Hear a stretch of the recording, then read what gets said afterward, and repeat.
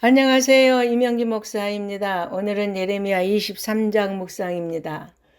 유다 말기의 왕들과 지도자들은 자신들의 소임인 양떼를 돌보는 일에는 전혀 관심이 없었고 권력으로 자신들의 이기적인 탐심을 채우기 위해만 급급하여 백성들을 압제하고 무제한 피를 흘리는가 하면 백성들을 악의 길로 이끌므로써 결국 하나님의 양떼를 하나님의 목장에서 몰아내어 흩어지게 하고 말았습니다.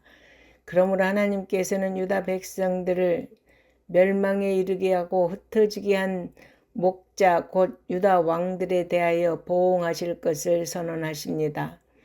그러나 하나님은 패역한 목자들 대신 친히 그분의 양떼를 모으실 것이고 그들을 기르는 목자들을 세우시겠다고 약속하십니다. 하나님께서는 일찍이 다윗에게 언약하시기를 다윗의 위를 영원히 견고하게 하시겠다고 말씀하셨습니다.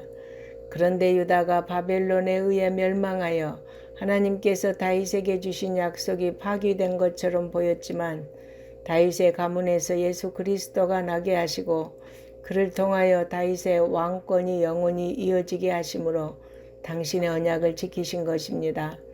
따라서 본문의 예언은 1차적으로는 BC 537년에 이스라엘의 포로 귀환과 회복으로 성취되었고 그리고 예수 그리스도의 초림과 그가 행하신 은혜로운 구원의 역사들을 예표하는 것이며 궁극적으로는 그의 재림을 통해 완전하게 성취될 것을 말씀한다고 봅니다. 또한 하나님은 유다의 타락의 원인을 왕의 문제만이 아니라 하나님의 뜻을 왜곡하고 백성을 그릇된 길로 인도한 거짓 선지자들의 죄악 때문임을 지적합니다. 더욱 참담한 것은 이들이 여호와의 전에서도 우상을 숭배하는 악을 행했다는 것입니다.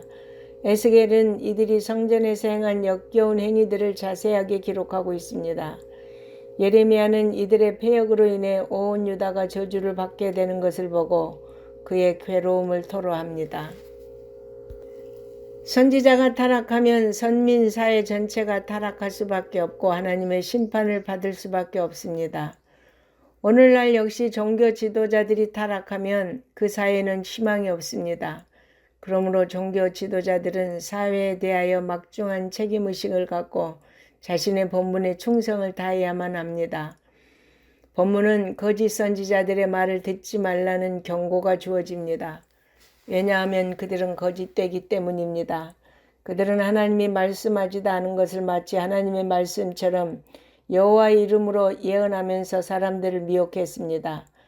우리는 그들의 예언이 하나님의 말씀인가를 확인하기 위해서는 예언의 성취 여부를 살피는 것이 중요합니다. 또한 그들은 거짓 평안을 예언하고 죄 문제를 소홀히 다루었습니다. 그들은 하나님 편에 서는 것이 아니라 악을 행하는 자들의 편에 서서 그들이 듣기 원하는 예언을 했습니다. 그러므로 그들에게 강풍과 같은 하나님의 심판이 임할 것입니다. 그들이 완전히 멸망할 때까지 결코 멈추지 않을 것입니다. 또 이 거짓 선지자들은 하나님의 보내심을 받지 않았다는 것입니다.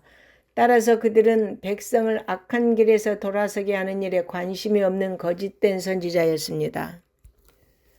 하나님은 거짓 선지자들의 미혹에 빠져 하나님을 거부한 백성에게 거부를 선언하셨습니다. 백성이 하나님의 신탁이 무엇이냐고 묻는다면 그들이 무거운 짐이기에 하나님이 그들을 버리실 것이라고 말씀하셨습니다. 거짓 선지자들은 하나님이 보낸 자들이 아닙니다. 그들은 하나님과 일절 관계가 없는 자들입니다. 하지만 그들은 자신의 말에 신적 권위를 부여하기 위해 하나님의 이름을 빙자합니다. 그래서 많은 사람들이 이들의 거짓 예언을 하나님의 말씀인 양 쏘가 그릇된 길로 가고 있습니다. 성도 여러분, 우리는 성경을 절대 기준으로 삼아 거짓된 교훈과 거짓 선지자들의 말에 속지 않도록 하나님의 말씀을 바르게 알기를 바랍니다. 아멘.